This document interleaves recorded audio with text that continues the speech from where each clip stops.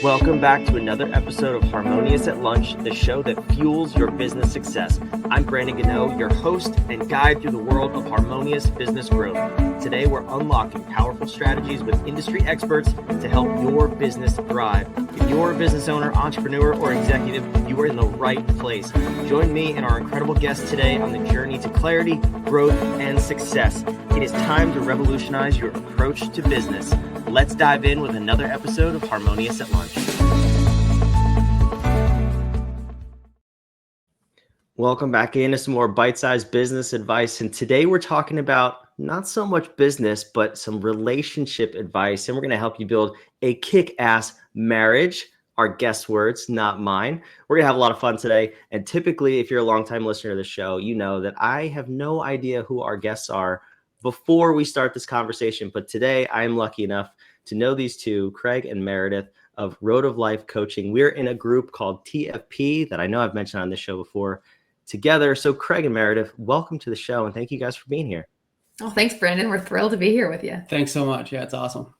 I told you guys before we started recording, but for the audience, I actually didn't know you scheduled this podcast. I just saw it on my calendar and then I clicked on and I saw the names. I was like, it's Craig and Meredith. That's so much fun. We're going to have one big party here. So I'm ready to do just that. I'm ready to talk about how to develop a kick-ass relationship. But I'm curious, before we get there, what was your path to relationship coaching? Because I think not everybody can do that, but you guys are really, really good at it. So what brought you here?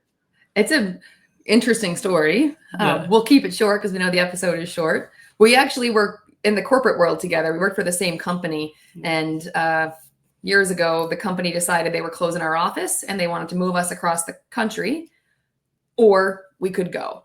And there was a lot happening at that point, and it was a very stressful decision. But in the end, we ended up deciding to go. We sort of trusted our gut. We were feeling unfulfilled in that corporate existence and that we had a little bit more to offer the world, even though we didn't know what it was.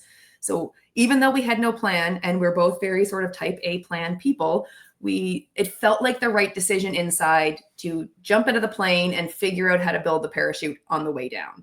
And we did not know how to build that parachute. And we started a business right away to replace that corporate income because we were in a rush to we were stressed out, we're going to leave these corporate jobs and these great salaries. And now we have to go and figure that out.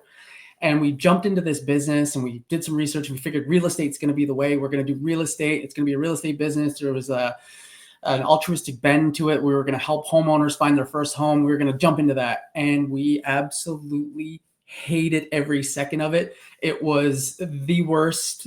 We were miserable. Yeah.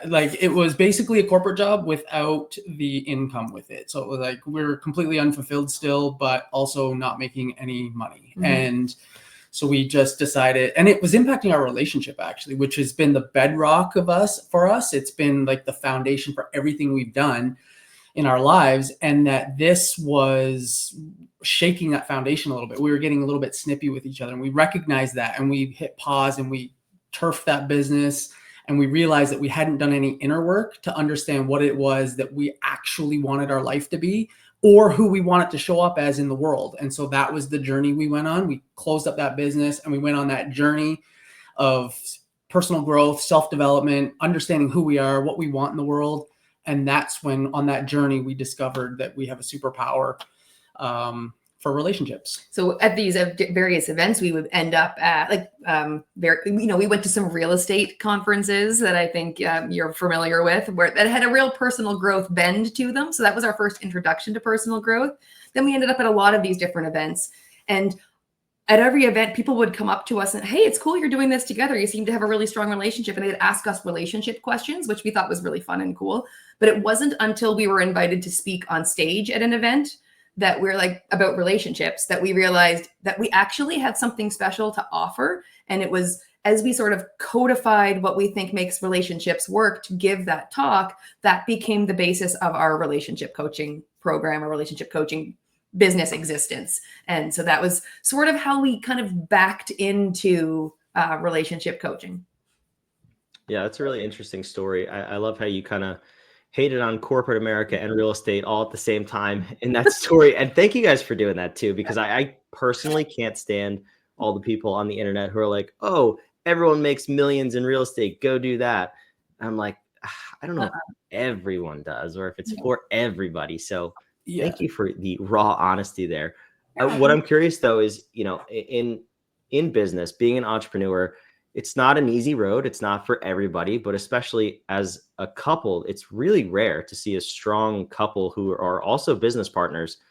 Out of the clients that you work with, what percentage would you say are in business together versus, just one of the partners owns their own business or is an entrepreneur? Of our entrepreneur clients, I would say, I'm not sure, like 3/4 maybe are both. They may not both be in the same business. So we've also worked with entrepreneur couples who are both entrepreneurs, but they have their own businesses, and entrepreneurs who are in the same business together, and then some who are one corporate, one entrepreneur. So I'm not sure the exact breakdown of that, but it's a mixed bag. I would say at least half, though, I'd say, are in the business together. Yeah. Would you say? Yeah, maybe. Yeah. I'm actually surprised by that. That's a much higher number than I thought you were going to say. But I think it's been the network that we've built is a lot of entrepreneurs and a lot of them kind of join this on this journey together. Yeah, no, that makes sense. So the big question, I guess, is why do people come to you? I assume it's not because there's roses and unicorns in their relationship and everything's happy and they want more happy. No. It's probably a little bit darker story. So talk to me about what life looks like, what your business life looks like when people first approach you. Yeah, people usually reach out when things have gotten to the point that it's getting to be untenable, right? Most people aren't reaching out at the first signs of a little bit of friction. People are reaching out once they've been down the road a little bit and they're really feeling a distance between them and their spouse. They're feeling more like roommates. They're feeling a deep disconnection that didn't used to be there. And once that gets painful enough, that's when they reach out. It would be really great if people reached out really early in that process. It would be much, much, much easier, but people generally wait until the pain gets to be significant before they start reaching out. So usually we're getting people coming to us when things are not feeling very good in their relationship. Usually when the pain of staying in an unhappy, untenable relationship is actually starting to exceed the pain of having to reach out and talk to somebody is usually when that balance tips. But I would say that also men tend to be slower. Less active to getting to the root of the problem, like asking for help or looking for help than women. So a lot of times a woman will come to us and ask for help, reach out, and the man's not ready yet. He's not there. Or a lot of times you'll get a man come to you and the woman has already been down this path for quite a while. And sometimes they wait too long. And that's a painful situation. Women tend to reach out earlier in the process. Men tend to reach out, not exclusively, but men tend to reach out later as the road goes a little longer. That doesn't sound like us at all. Right? No, that tracks. That makes sense. But how does this manifest in business? So whether both partners are in the same business or you just have one who's an entrepreneur, what does it start to look like day to day in your business? Because if your home life is upset or you're walking on eggshells like this, you can't be bringing your full self to work, I would assume. So what are the business side of things look like when this is happening?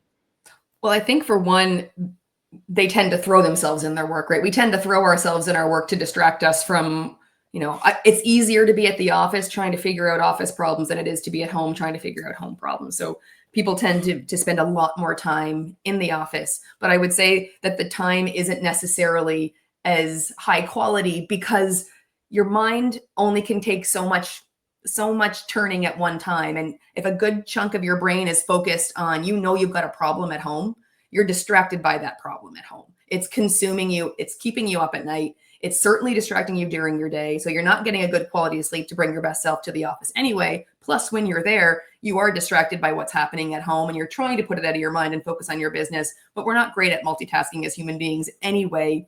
And it's a high emotion problem at home. So it's even more consuming when it's distracting. So you're definitely not bringing your best self, like your highest, most productive self to work. And so you're a little bit spinning your wheels, which is creating frustration at work that compounds your frustration at home. And by you spending more time at work to avoid the problem at home, you're actually creating more distance and more, it actually starts to snowball and build into a bigger and bigger problem. Yeah. Yeah, you're ignoring me. You're throwing yourself into work. I don't even know you anymore. I'm sure you've never heard those things before, right? Yeah, Yes. exactly. Exactly. Yeah, I'm speaking maybe from experience in the past, but that's okay. I think we all get there at some point. Yeah. And there's people like you that exist to help us out of it, which is Exactly. the amazing thing. Exactly. Which begs the question, how do we get out? What is the first step is obviously reach out to you guys. Yes. After that, what do we need to do? Or maybe that's not even the first step. It's awareness is probably the first step to say, you know what, I do have a problem here. There's something going on and I need help with it. So where do people go with that? So a lot of entrepreneurs, we see ourselves as problem solvers. We're not problem creators, and we want to shield our partner from as much of the problems as we can, stress. So we dive into work and we don't let them in, and we just focus on our world, and we try to solve the problem but not let them in. And as we do that, a wall builds. So I think the first thing is actually getting a little bit vulnerable. And for some people, that's a really, really massive step.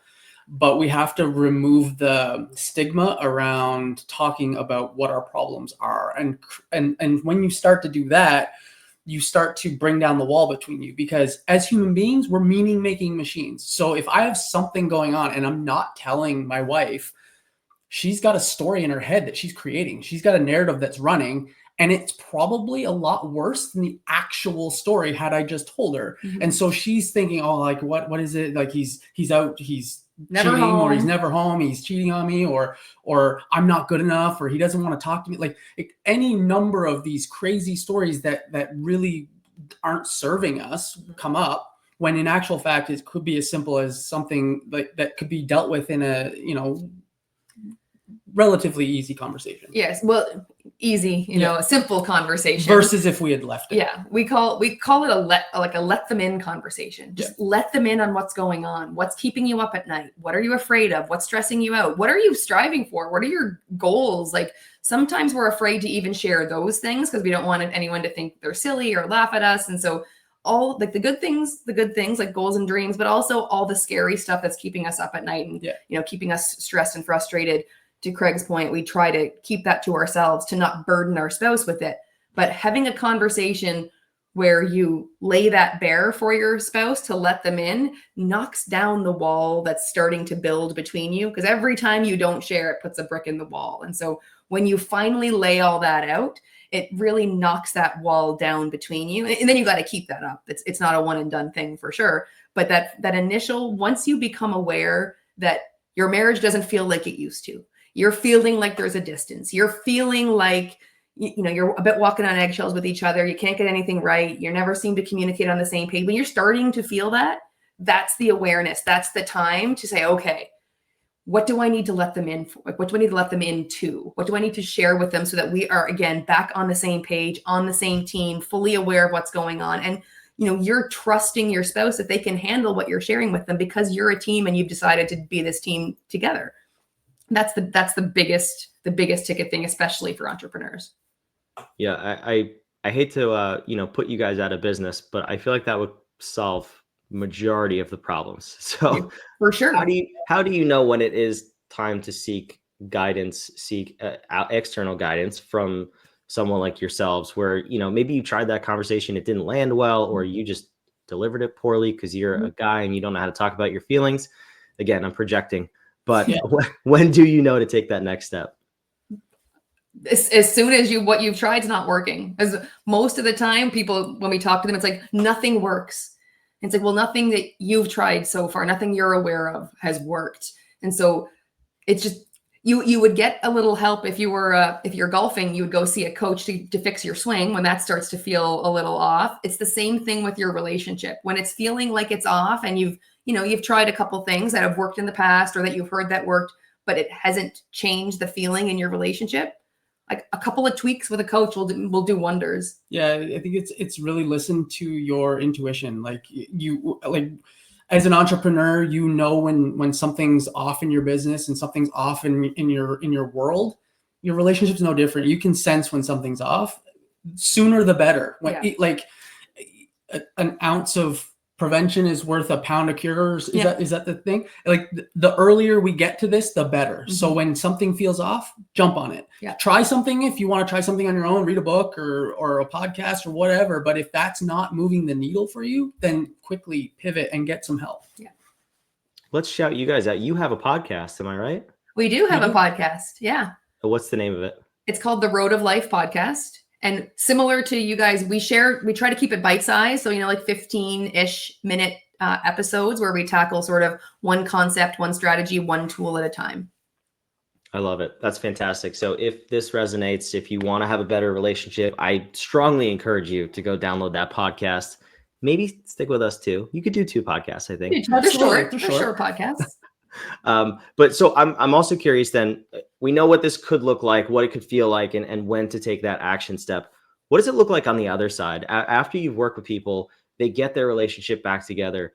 What does their business then look like? Their business generally takes off because we believe that the thriving marriage is the cheat code for life. It's certainly the cheat code for your business, but it's the cheat code for life, because when you're not spending that mental energy, you're not spending that time trying to fix over here, distracted by it and trying to fix all this happening over here, you not only have that energy to redirect to your business at a higher quality version of you, more productive version of you, but you also have the synergistic effect of your spouse's support and energy too. So it like the trajectory when you're both on the same page, working to, like, even if she doesn't work or he doesn't work in the business with you, just the fact that you have their support and their energy behind you is like the trajectory becomes infinite. Your business changes. But for those entrepreneurs who are in a business with their spouse, it's almost like a bomb of like exponential growth, because you've both got this energy behind you and this, you're not, like she says, you're not worried about fixing things. You're just maintaining your relationship and it's going well. So you've got all this extra energy that kind of just compounds on each other, that you can focus on your business and do the things that really matter and are important to you. Mm-hmm. I love it. I love this episode so much. And I'm last question here is I'm curious if there's one little tip that you could give to the listeners. Maybe it's something you guys do every day in your relationship or that you've assigned to your clients. How can we start that momentum, that flywheel in a positive direction?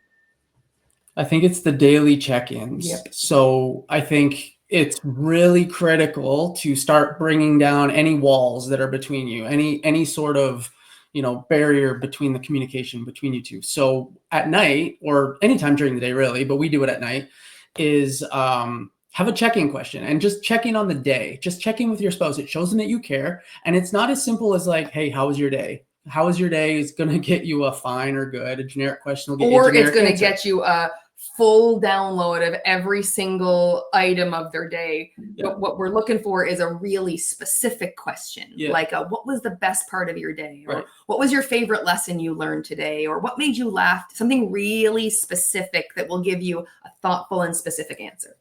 And that way you get to learn more about your spouse. It shows them that you care. The wall starts to come down. They'll probably ask you a follow-up question. Well, that was mine. How was your, like, what was the best part of your day? And then you start to bring down that wall. And that's when communication starts to open. Trust starts to rebuild. You're there for each other. And just keeps that connection strong. Exactly. I love it. It's so simple. It's not easy, like you guys said, but it's so simple. And anyone can do that. Easy to do, easy not to do though. So you got to put the priority on it. I hear that. Well, you guys are awesome. Craig and Meredith, thank you for coming here. You listening, excuse me, you already heard, you can go download the podcast. Where should people follow along, learn more, or be able to reach out to you guys? We are most active on Instagram. We're at Meredith and Craig on Instagram. We share all of our little bite-sized tools and strategies, and you can follow us along there. You can send us a DM. We're very reachable on Instagram. I love it. It's on the screen for those of you listening. It's down below in the show notes, websites, podcast, all the fun things. Reach out, follow along with Craig and Meredith. Develop that kick-ass relationship that we promised you in the show's opening. Thank you guys for being here. This was great. Thanks so much. And for those of you listening, watching, wherever you are, please subscribe. We love having you. We put out 5 episodes a week because we want to help you build a more harmonious business and life. So we'll see you on tomorrow's episode of Harmonious at Lunch.